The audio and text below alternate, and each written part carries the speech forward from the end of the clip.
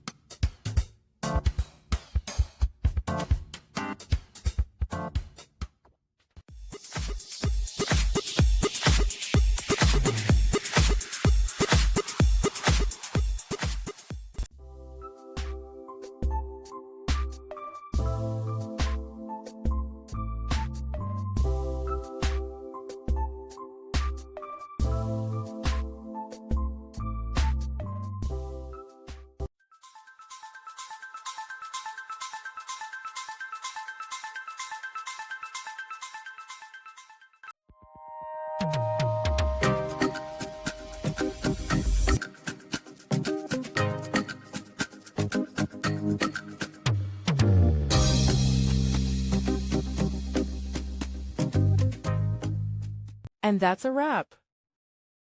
I hope you found the answer you were looking for. If you did, take a second to hit that subscribe button. It really helps out. And let me know in the comments which solution worked best for you.